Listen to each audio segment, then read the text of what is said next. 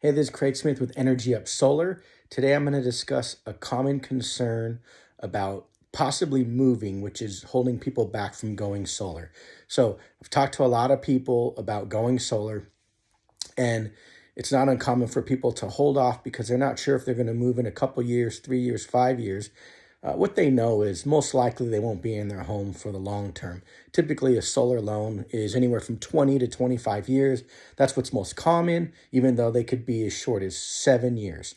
But people they're conflicted with taking on a 20-year, 25-year commitment when they're pretty sure they won't be in the home that long.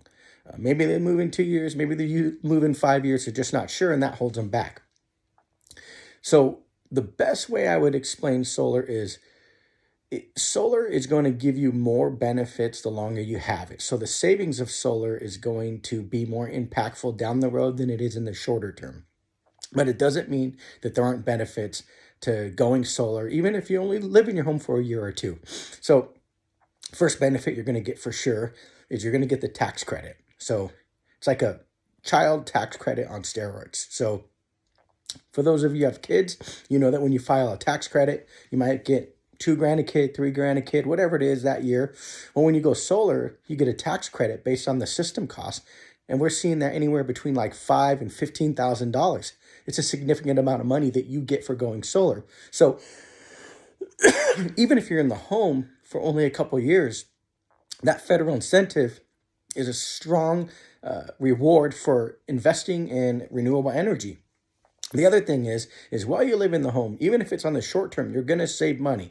Your solar payment for having renewable energy is going to save you money every month versus not having it and paying a utility the full retail rate of electricity. So even if you're only in the home for a couple of years, you're saving while you're there. You get the federal tax credit.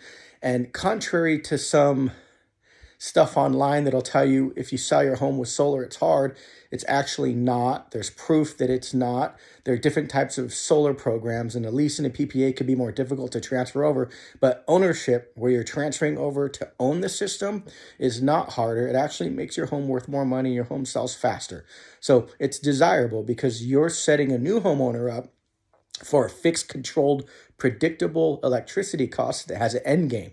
So you ask someone, would you rather pay more today, more next year, and it never goes away?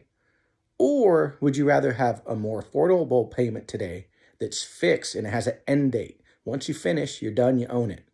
Most people would choose less today, fixed cost, goes away, versus the never-ending increasing cost that the utility power provider gives us. So selling your home with solar ownership is not hard. It's actually a more downhill process than selling without solar. So it's not going to be a problem for you. Now, the other thing is people feel like, well, if I might not be here even a year. Well, it's not going to hurt you to go solar. Worst case, you didn't get as much benefit because you're only there a year. But you are setting up the new homeowner for the benefits, but you still get that federal tax credit.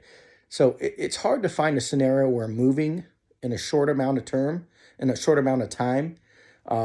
becomes more complicated or a mess, or it was a problematic because you had solar.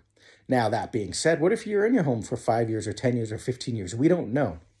None of us, for the most part, know exactly how long we'll be in our homes. On average, people are only in their homes for 3 to 5 years anyways.